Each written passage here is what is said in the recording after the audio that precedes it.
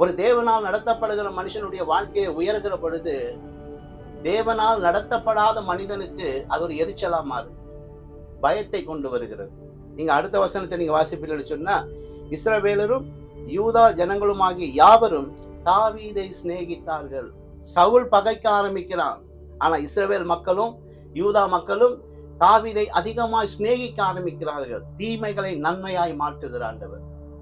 இந்த மாதத்திலும் கூட நமக்கு விரோதமா எத்தனை எதிர்ப்புகள் வரட்டும், நமக்கு விரோதமா எத்தனை குழிகள் வேணால் தோண்டப்படட்டும், நம்முடைய குடும்பத்திலே நம்மை பகைக்கிறவர்கள் இருக்கலாம், நம்மை சுற்றில இருக்கிறவர்கள் நம்ம பகைக்கிறவர்கள் இருக்கலாம், நாம் இருக்க சபையில நம்ம பகைக்கிறவர்கள் இருக்கலாம், நம்முடைய ஊழியத்தில் நம்ம பகைக்கிறவர்கள் இருக்கலாம், நம்ம செய்கிற ஊழியத்தை பார்த்து மற்றவர்களுக்கு ஒரு பொறாமையா இருக்கலாம். அதெல்லாம் பார்த்து இவங்க இப்படி செய்யறாங்க அப்படி செய்யறாங்கன்னு சொல்லி நீங்க மன வருத்தப்படுவதை விட்டு விட்டு நீங்க கர்த்தரை மாத்திரம் துதித்து பாருங்களேன். எப்பெல்லாம் உங்களை பகைக்க ஆரம்பிக்கிறாங்களோ அதுதான் உங்களோட வாழ்க்கையினுடைய உயர்வு. எனக்கு அருமையான தேவ ஜனமே, இதை பார்த்து கொண்டிருக்கிற தேவ ஊழியக்காரர்களே, உங்க வாழ்க்கையில எந்தெந்த பகுதியில் நீங்க எல்லாராலும் பகைக்கப்படுகிறீங்களா, சந்தோஷப்பட்டு களி கூறுங்க.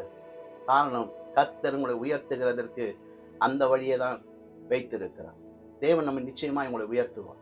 நீங்க எல்லாராலும் பகைக்கப்படுகிறேன், நான் ஒரு தீமையும் செய்யல ஆனா எல்லாராலும் நான் பகைக்கப்படுகிறேன் என்று சொல்லி நீங்க நினைக்கிறீங்களா? கர்த்தர் உங்களை உயர்த்துகிறதற்கு அந்த வழியை தான் வைத்திருக்கிறார். முதலாவது நாம் பார்த்தோம், எல்லா பக்கத்திலும் நாம் எதிர்க்கிறவர்கள் இருந்தாலும் தேவன் நம்மை உயர்த்துகிறதற்கு அதுதான் நேரம். தாவீதை விருத்தி அடைய பண்ணினது போல கர்த்தர் நம்மையும் விருத்தி அடையப்படும். நம்ம எல்லாம் பகைக்கட்டும், ஆனா தேவன் நம்ம உயர்த்துகிற நேரம் அதுதான். நிச்சயமாய் நாம் விருத்தி அடையும். இரண்டாவது ஒரு காரியத்தை நீங்க பார்ப்பீர்கள் என்று சொன்னால்,